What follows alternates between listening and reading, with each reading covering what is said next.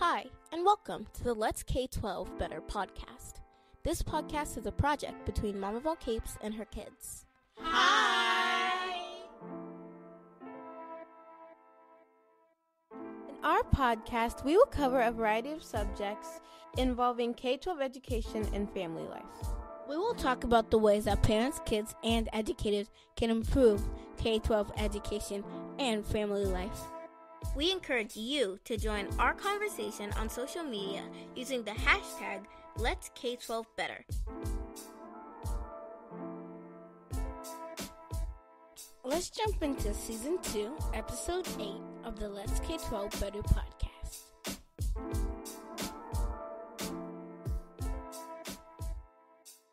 Our emotions are feedback loops. They provide us with information that helps to guide us through our relationships with other people and in situations.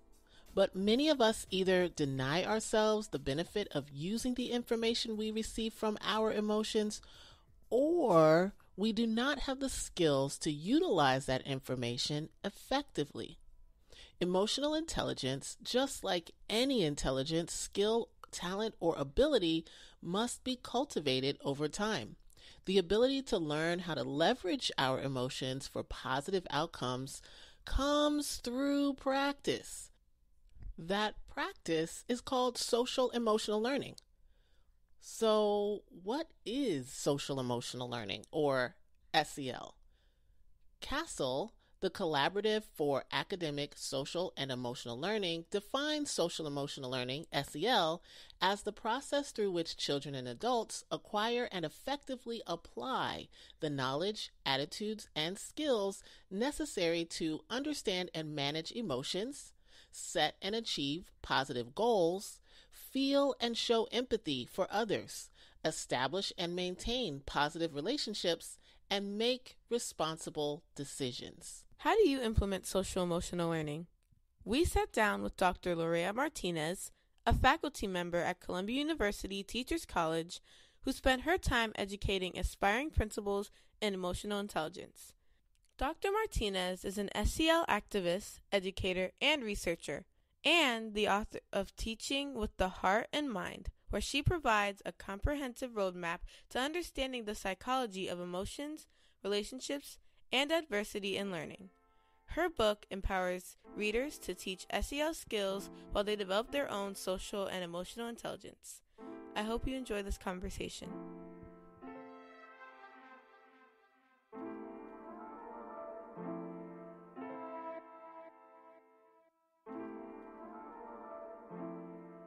We are delighted to have Lorea Martinez join us today on the podcast. Lorea is an SEL educator and researcher and the author of Teaching with the Heart in Mind. Lorea, I think you're super amazing, and I'm so excited to have you on today. Thank you for having me, Amber. Yes. All right. Well, let's jump right in with our first question. So can you share with our listeners just a bit of background about you and what you how you're inspired to start on this journey as an SEL, which is social emotional learning, right, for our listeners. So social emotional learning, you're an evangelist and an expert. So how did you start on this journey? Give us your backstory. Yes. So I actually started my teaching career in special education. I worked with neurodiverse students for a few years.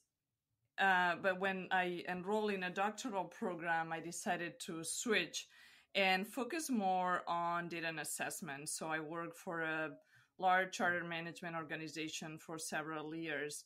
And at the time, my work was really focused on looking at student achievement and supporting schools in making sense of achievement data.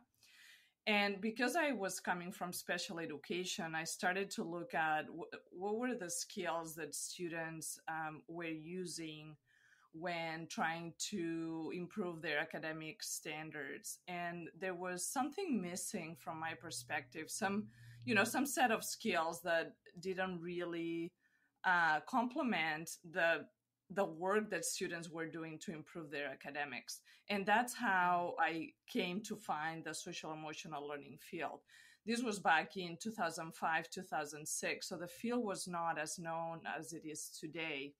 And once I realized, wow, there is this field and there are actual researchers that are doing this work, that's when I decided to focus my doctoral dissertation on SEL. And I spent 2 years looking at a small K-8 school and looking at teachers' practices and seeing how the teaching would change as teachers were implementing a social emotional learning curriculum. And after I finished my doctoral dissertation in 2014, I knew that this is the work that I wanted to do. I fell in love with the field. And since 2014, I've been consulting and helping schools and providing teacher training so educators can learn how to implement SEL successfully in classrooms.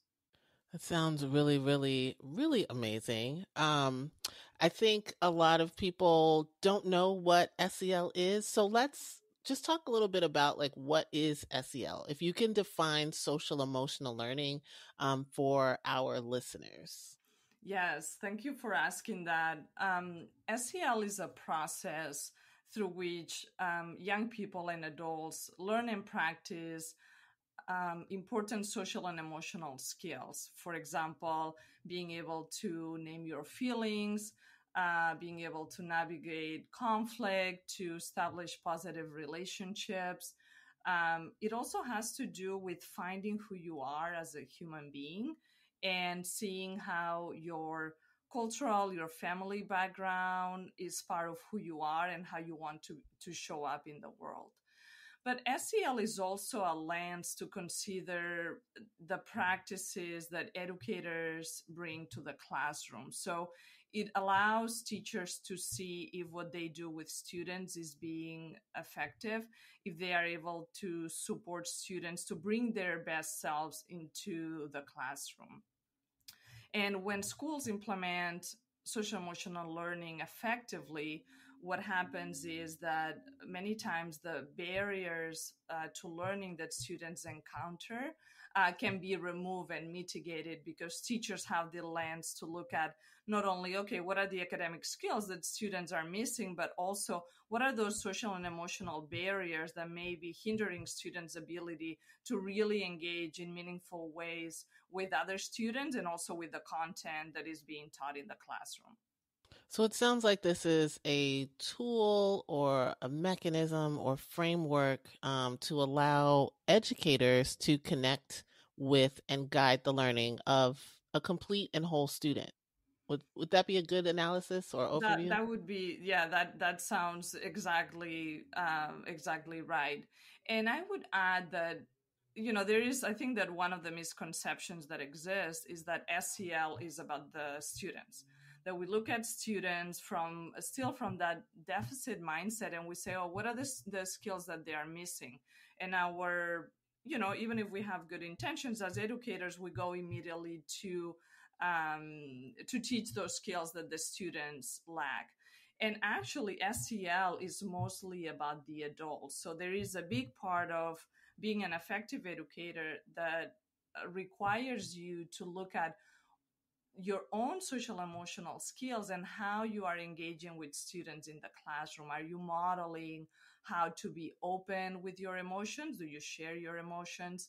And I remember a quote that I gathered for my doctoral dissertation. One of the teachers that participated in the focus group and individual interviews shared with me that she had learned a lot about SEL by implementing these lessons, and she learned more about herself during that process than what she thought was able to teach to students, because she realized that she was not emotionally open with her students. She would never share, this is how I feel, or something that happened in the classroom that bothered her. She wouldn't share with students. So through the process of teaching that curriculum, she realized that there was some work that she needed to do in order to be not only able to facilitate SEL learning effectively, but also to become a better teacher.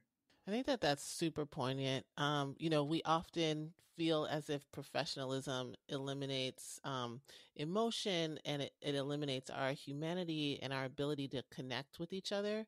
And I think you also highlighted that just the importance of learning and learning spaces are collaborative between not only the kids with each other, right, but like the students and the educator as well. So it's not just a space where the educator is just, handing out learning, but everyone in that space is benefiting from being in that space with each other. Absolutely. And what SEL allows from my perspective is to have that to co-create that space where adults and children can come together in a space to be fully human and to bring who they are into the space. And that means that, if I'm a white Hispanic teacher coming into a room that is full of students of color, that I need to have that awareness of what is the lens that I'm bringing based on my background, my immigration story, um, the ways in which I experience schooling that may be different or similar from my students. So SEL allows you to bring in that lens, to do that work of, in a way, self-discovery and self-knowledge, so you can be more present for your students, and then to facilitate that students do that same learning for themselves. Mm. Much needed, much needed. I appreciate you breaking that down so well. So thank you so very, very much. So let's move into your doctoral dissertation, right? Teachers' voices on social emotional learning, identifying the conditions that make implementation possible.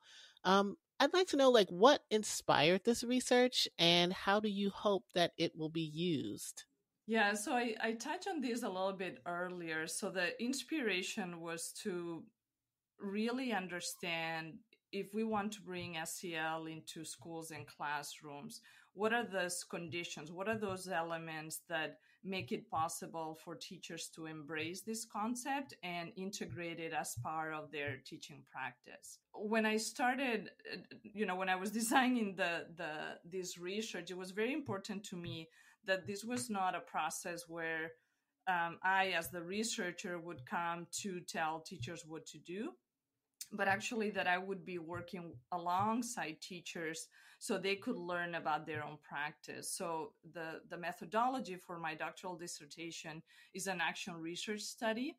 And that means the teachers, as they were implementing this curriculum, they were reflecting on the changes they observe in their students, on themselves.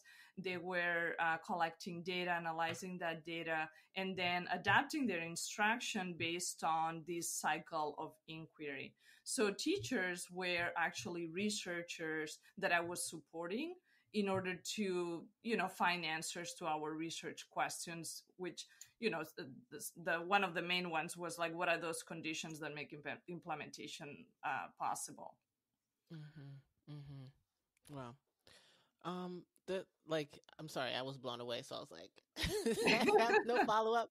So I'm gonna eliminate my lack of response from when we do the when I do the cut. So I was just like listening, like, yeah, sorry, Lorea.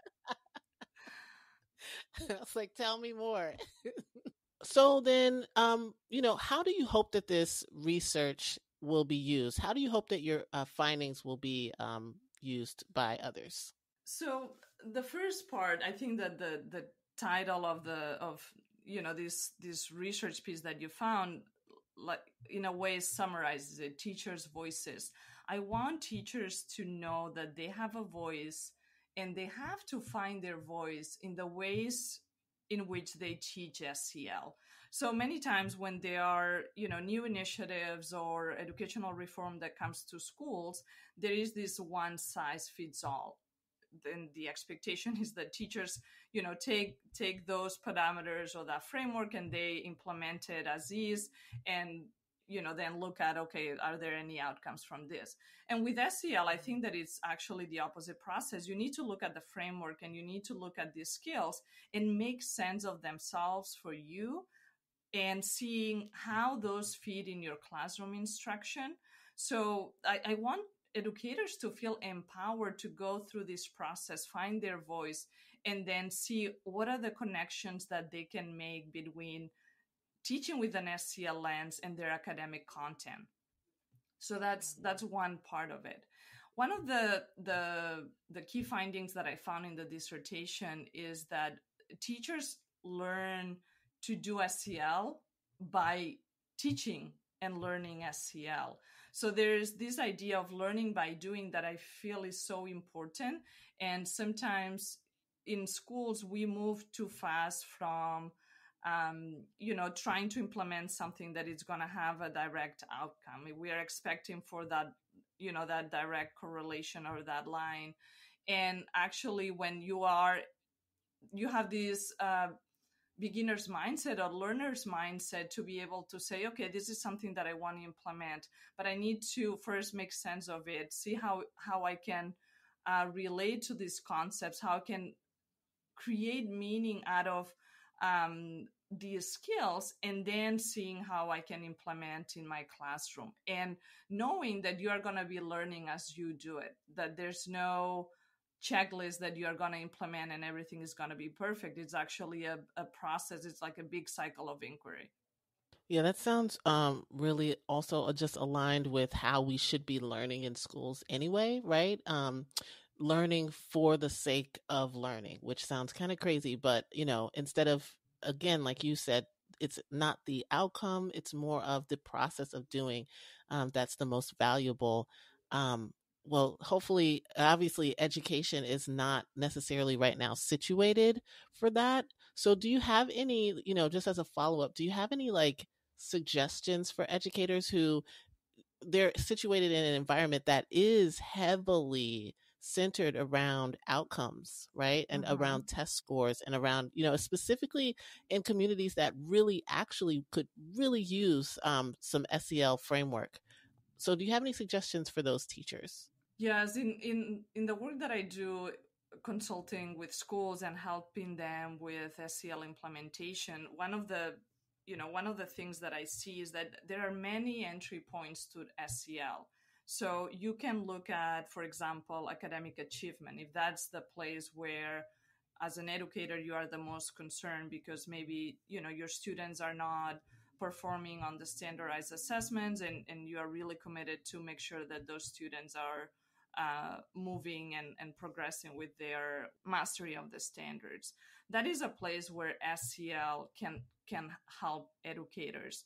So all the findings from neuroscience and the science of learning and development has shown that emotions have an important part in learning. So emotions actually are not add-ons to our cognitive processing, but they are actually part of, and they are needed in order for us to learn new concepts or process new information or make decisions. So this idea that when you come into the classroom, being physical or virtual classroom, that you leave the emotions outside the door so you can focus on learning, that idea is actually obsolete, because today we know that emotions are,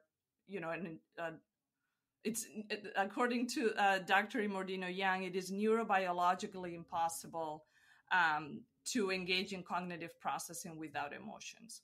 So from that perspective, that can be a door for teachers that are really focused on academic achievement to bring SEL into their classroom, into their school, because they know that if they teach strategies and they embed SEL in their instruction, is going to support achievement.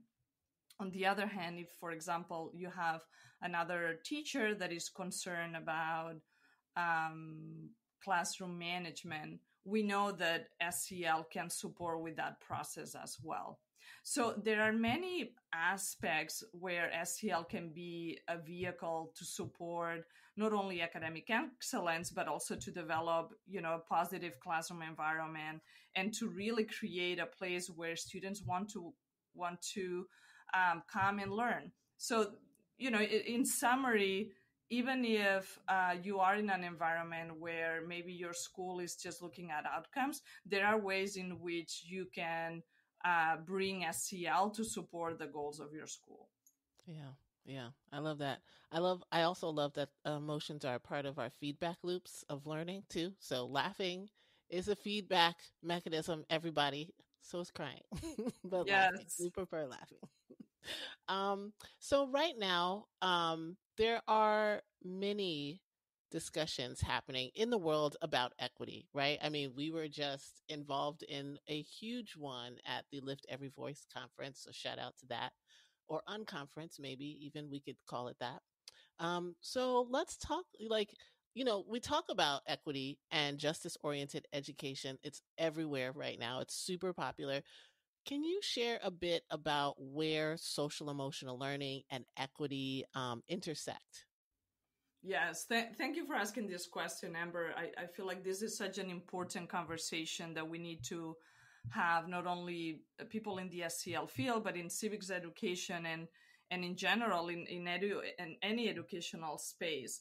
So the way that I see it in two different ways. One is the fact that SEL is not a destination, right? SEL is a vehicle that allows us to center and to pursue equity.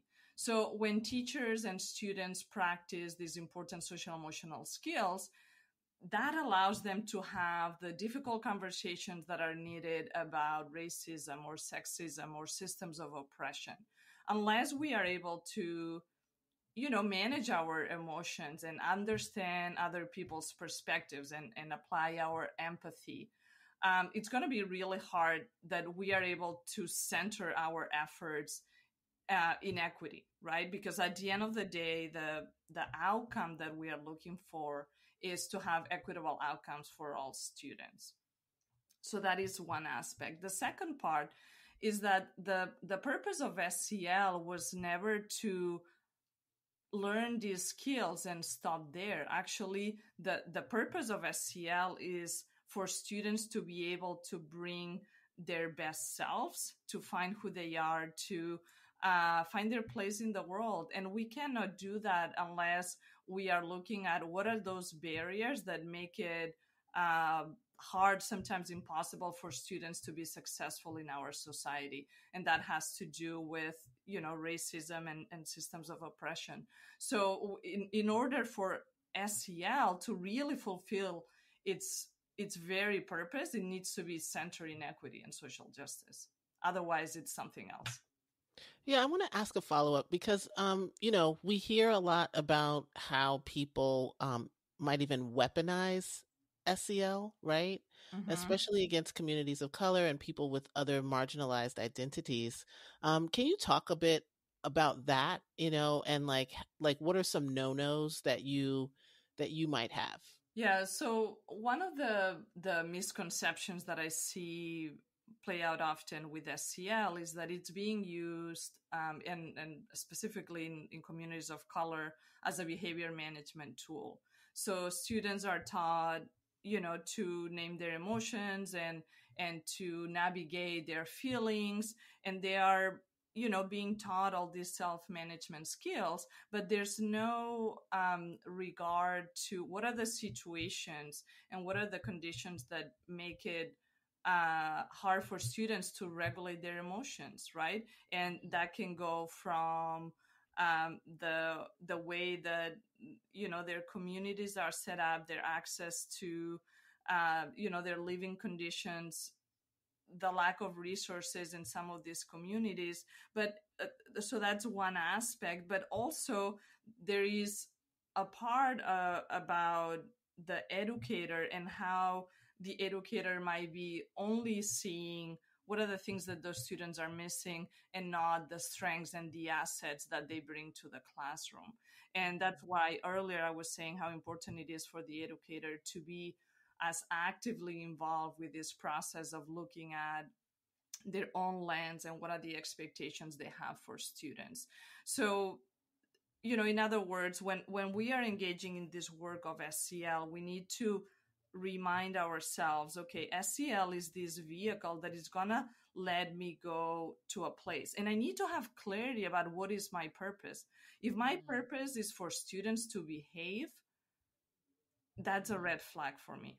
If my purpose is for students to bring their best selves into the classroom, or my purpose is to really build authentic relationship with my students so they feel that I see them, that I love them, that I care for them, and that I have high expectations for their learning, then we can move forward talking about SEL. But I think that if we implement SEL principles and practices, but we don't have clarity about what is the purpose, what is the outcome that we are looking for, that is problematic as well. Sounds like we're here to care and cultivate and not control. That's right. Yeah, it's beautiful. So we're gonna, this. I think this segues really quite nicely into our next question about your book, right? So, like, you have this really awesome book, Teaching with the Heart in Mind. Yay, awesome. So I have two questions about the book. Let's start with this first one. Can you give us just a little like preview of like what this book is all about? Yes. So I'm going to give you a little bit of a longer answer and then I can give you a short one. So the longer answer is that the book has the guidance that I wish I had when I was a teacher, and also my experience studying SEL best practices and supporting schools and educators with SEL implementation. And as I was working to support schools, there was something missing in some of the materials that I saw teachers had access to. And I wanted to provide a guide that would help empower educators to just bring SEL in their classrooms, no matter what was happening around them. Like, even if they are in a school where nobody else talks about SEL, or there is a resistance maybe from administration, that they're still able to read the book and have strategies and have this framework that they can bring to their teaching for the benefit of their students. So that's my long answer.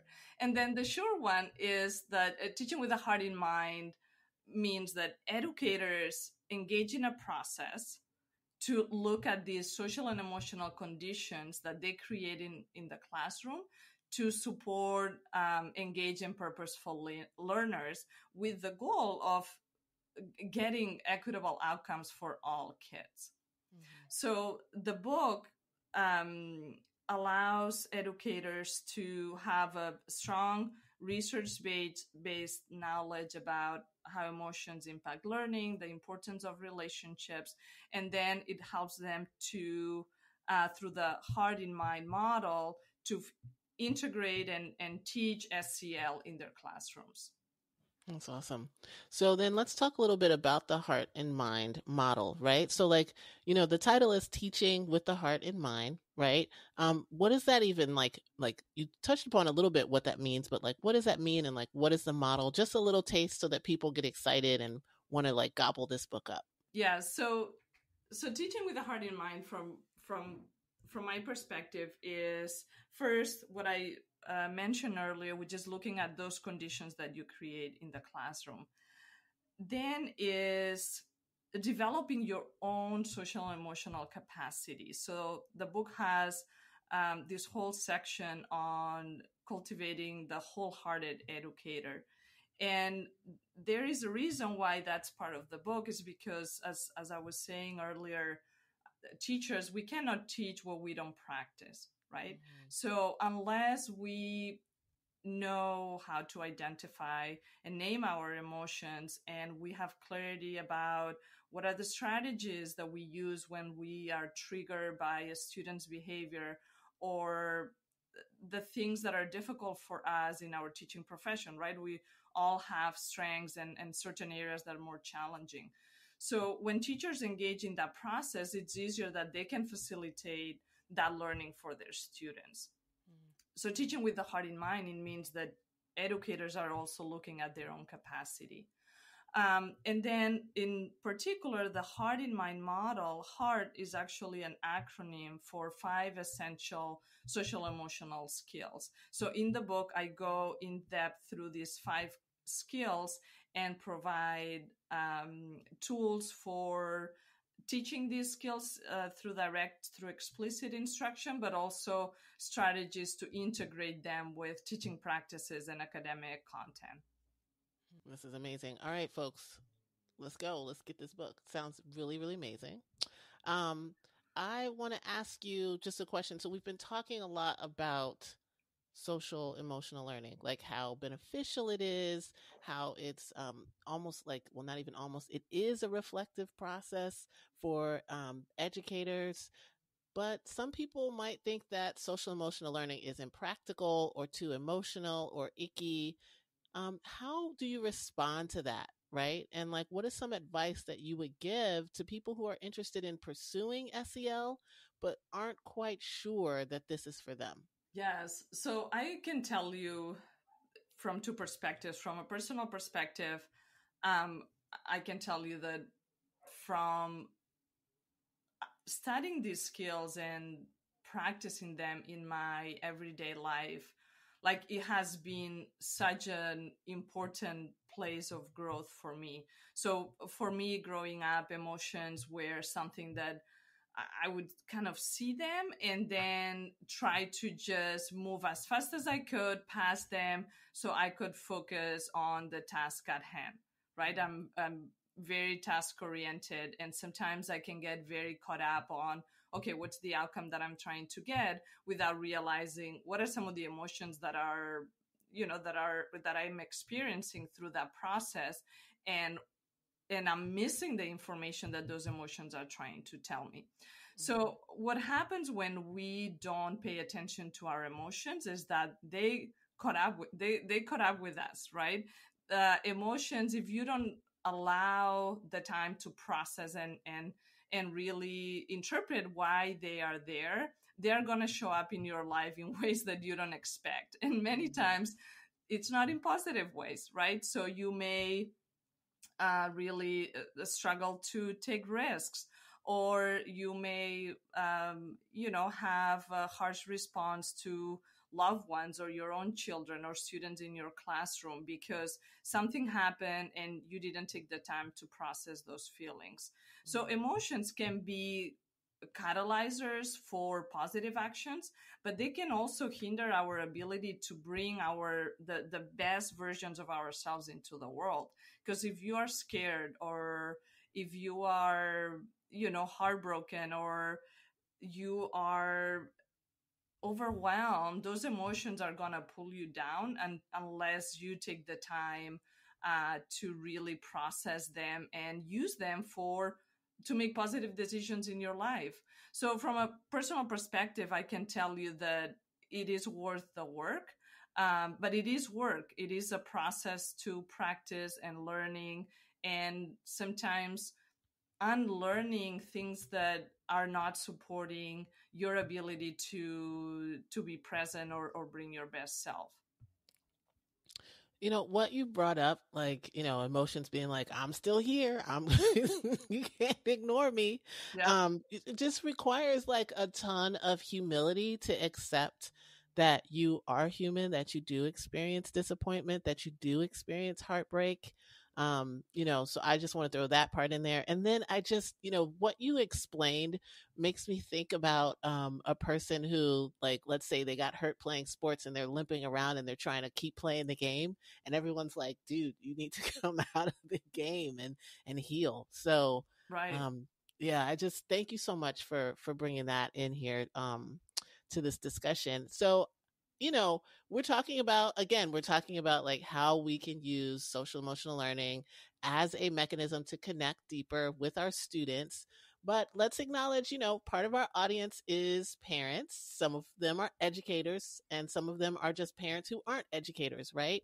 So, what are some touch points for parents that would help them connect with your work? Because I feel like SEL is for everybody. So we want to make sure, that parents can see a connection with what you're doing as well. Yes, and I love what you said of SEL is for everybody. And from a personal perspective, I think that I've used more SEL when I became a parent than ever in my life before that, right? And just the Yes. experience of going through this pandemic and having children at home that are with you all the time, having to attend to your work responsibilities and help them with their schooling.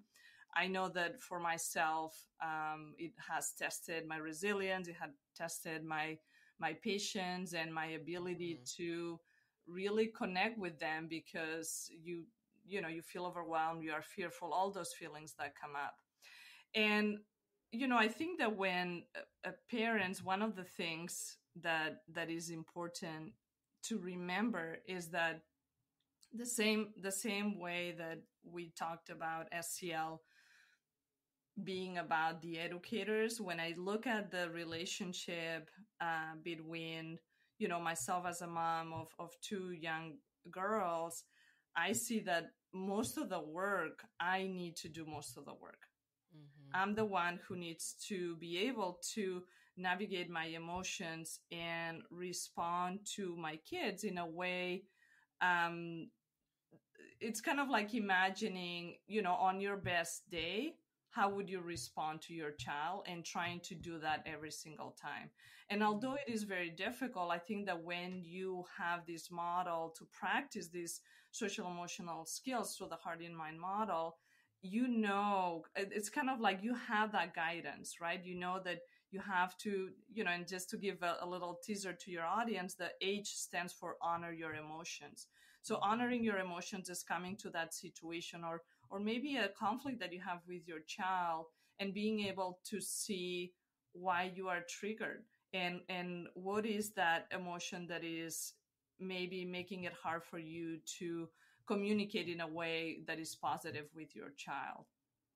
So when you bring these skills as a parent into the home, again, when you are practicing this for yourself, then it is so much easier that you can teach this to the kids, because it is, it would be hypocritical to tell our kids, or you need to calm down when we are yelling. And when Yes. we all Yes. do that, right? Yes.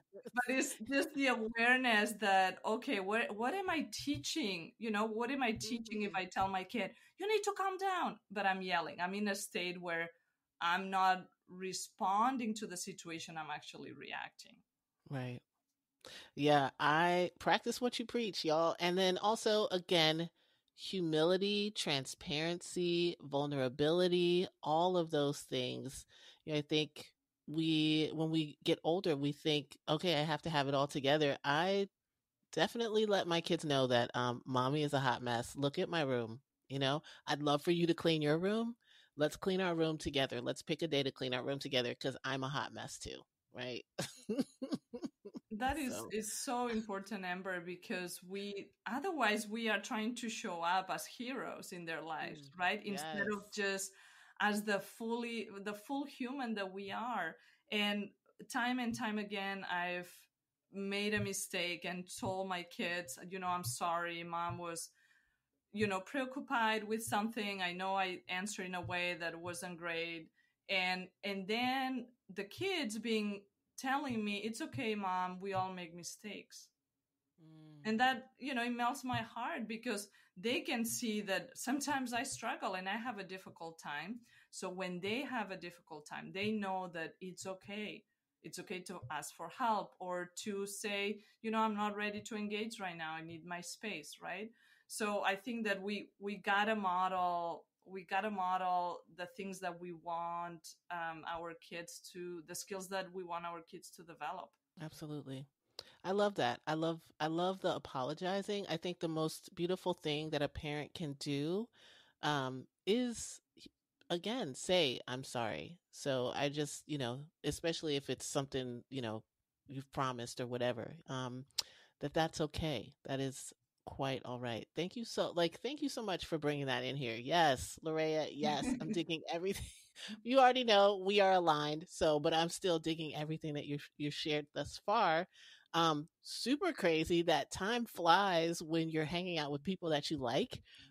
So we have like one more question, and it is, to talk about you and your work. Is there anything else that you'd like to share?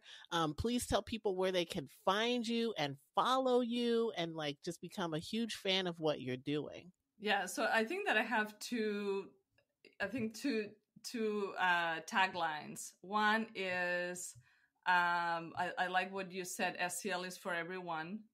So it doesn't matter, your age, your background, it's never too late to start learning and practicing these skills. And the second tagline is that we do this work better when we do it in community. We need the village to support each other as parents, as educators, as people trying to make the world a better place for future generations. So I think that when we are able to reach out and learn from each other, we can do more and we can do better. Where can people find you? Where can they find you? So people can find me. I have a website, loreamartinez.com. On Twitter at Lorea Mart, and Facebook at Lorea Martinez SCL. Yes. And we will be sharing links to all of that in the show notes to make sure that people can find and follow and check you out, check out your book, get to know you, get to know more about SEL. I think you are a perfect evangelist and guide for anyone who is interested in being introduced to SEL work, and even people who are seasoned veterans will get something from you as far as SEL is concerned. So yes. And I have a little surprise for your listeners. So the book just came out last month, and I'm still, in the launch state. So I have actually 5 free copies of the ebook. So if listeners are interested in reading the book and providing a short review, they can go to my website. Again, it's loreamartinez.com. Send me a note, mention the K12 Better podcast, and share maybe one thing that they took away from our conversation. And the first 5 people, I'll be able to give them a free copy of my book. Yes, we love surprises. So you heard that, folks. Please make sure that you head on over to her site. The link is in the show notes. Please grab your copy. There's only 5 and there's lots of y'all. So we appreciate you, Lorea, for providing this opportunity. So excited. I just want to thank you one more time for coming on and sharing your wisdom with our listeners. You are amazing. I cannot, pump you up enough. I just really appreciate you taking the time to hang out with us today. Thank you so much, Amber. I really enjoy our conversation. Thank you for having me.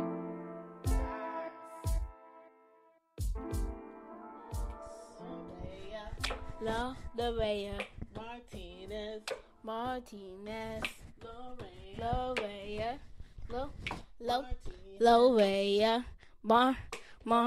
Lorea Martinez. Lorea. Hey. As Dr. Martinez stated, social emotional learning is not just for kids, but there are so many benefits for adults. Are adults modeling how they can be open with their emotions?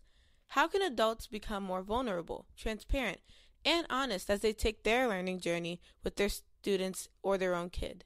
Become a student. We challenge families and classrooms to dig into what Dr. Martinez shared. How can we leverage social emotional learning not as a behavior modification tool, but as a vehicle to learn how to leverage our emotions to build stronger communities, relationships, and a deeper understanding of our purpose and who we are in the world? How do we make space for others while holding capacity for ourselves? If you have any cool epiphanies you'd like to share, please leave them in the comments below or share with us on social media. Just a reminder that if you are interested in the opportunity for one of 5 free ebooks from Dr. Lorea Martinez, please head over to our website and mention the Let's K12 Better podcast so you can get the hookup. There's lots of y'all, so act quickly.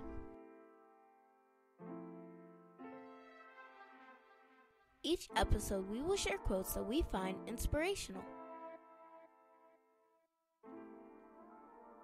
Mitsuye Yamada is a Japanese American, an activist, feminist, poet, and story writer. Her quote, "As a child of immigrant parents, as a woman of color in a white society, and as a woman in a patriarchal society, what is personal to me is political."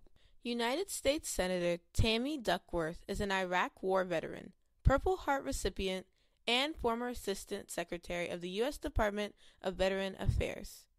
Her quote, "Sometimes it takes dealing with a disability, the trauma, the relearning, the months of rehabilitation therapy, to uncover our true abilities and how we can put them to work for us in ways we may have never imagined." Dorothy Vaughan was an African-American mathematician and human computer who worked for the National Advisory Committee for Aeronautics and NASA at Langley. She was portrayed by the Academy Award winner Octavia Spencer in the movie Hidden Figures. Her quote, "I changed what I could and what I couldn't, I endured." Gloria Anzaldúa was a queer Chicana poet, writer, and feminist theorist. Her quote, "We are taught that the body is an ignorant animal, intelligence dwells only in the head. But the body is smart. It does not discern between external stimuli and stimuli from the imagination. It reacts equally, viscerally, to events from the imagination as it does to real events." Thank you for listening to the Let's K12 Better podcast.